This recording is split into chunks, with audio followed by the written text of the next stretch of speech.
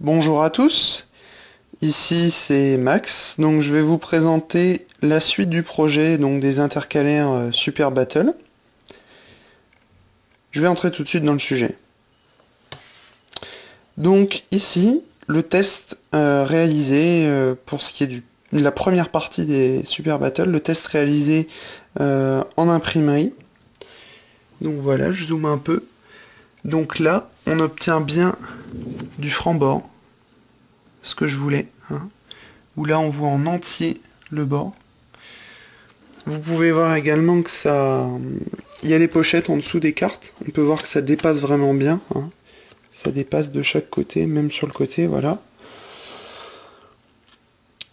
Et donc, on a des couleurs quand même beaucoup plus fidèles à ce qui a été réalisé sur ordinateur, hein. Vraiment, les couleurs d'origine. Là, on a vraiment un bordeaux qui fait bordeaux, et non pas qui tire sur le rouge comme d'autres impressions que j'ai pu faire. On a vraiment des détails, des détails qui sont mieux réalisés. Bon, j'irai pas trop dans les détails justement, mais une qualité vraiment au-delà même de ce que j'espérais par rapport à ce que j'avais déjà vu. Donc maintenant j'ai tourné la page et vous allez voir à quoi ça ressemble une fois que tout est fait comme je l'avais pensé. Et voilà. On tombe donc sur le dos de l'intercalaire à gauche, avec le prisme 7. Voilà. Donc, là, je peux pas vous les montrer parce que c'est sous la pochette, mais on a un premier sleeve, avec la carte dedans, et donc le reste. Et donc voilà, on obtient l'intercalaire, on tourne, le prisme 7 à gauche, et ensuite les autres cartes. Voilà. Et voilà, on tombe sur le deuxième intercalaire. Donc là, vous pouvez remarquer que le deuxième intercalaire, c'est encore une impression test, parce que cette fois, on a le bord, hein. Donc, voilà ce que ça peut donner. Pour les fins détectives, vous aurez remarqué qu'il manque les dessous de prisme, et deux règles du règle 7.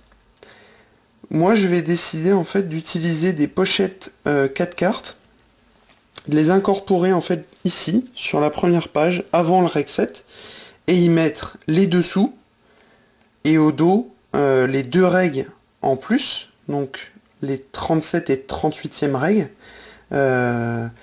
qui fait que on aura un règle 7 de 36 cartes, donc qui tient, comme vous le voyez ici, sur deux pochettes recto verso, et on aura les doubles ici, avec au dos, les deux cartes, donc 37 et 38e. Bon, pour ma part, j'ai choisi les premières et deuxièmes du règle 7.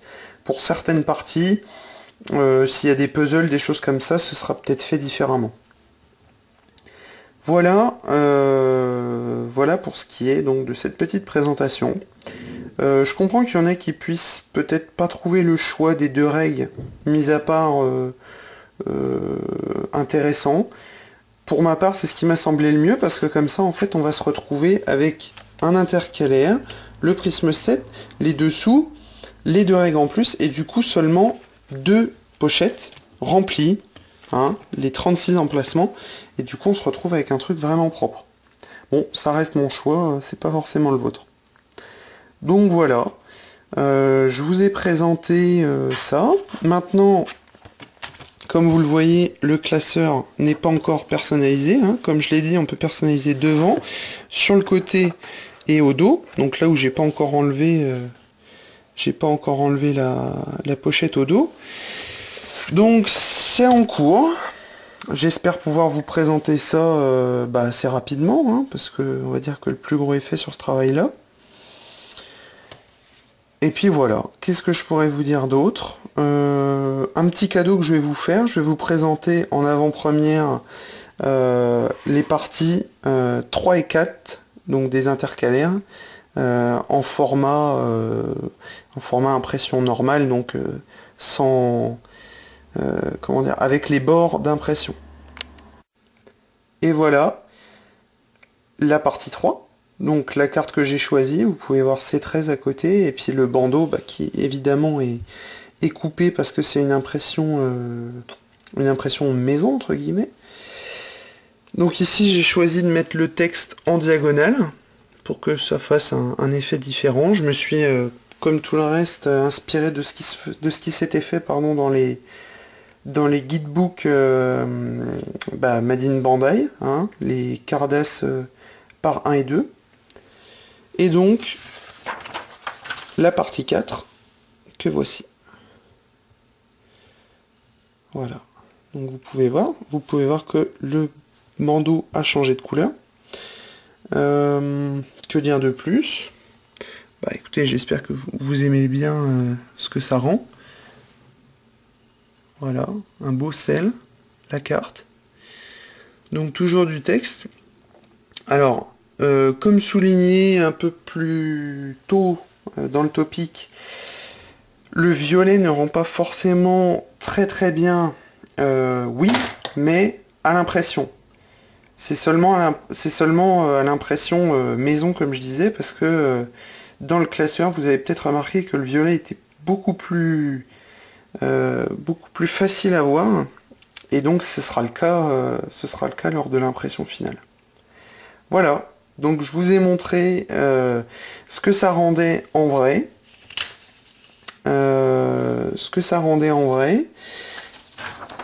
Les nouveaux prototypes, donc partie 3 et 4. Et puis moi je vais vous laisser pour continuer à avancer sur ce projet et continuer les autres parties. J'espère que ça vous a plu. N'hésitez pas à commenter, donner votre avis. Et voilà. Bon vent à tous sur le forum.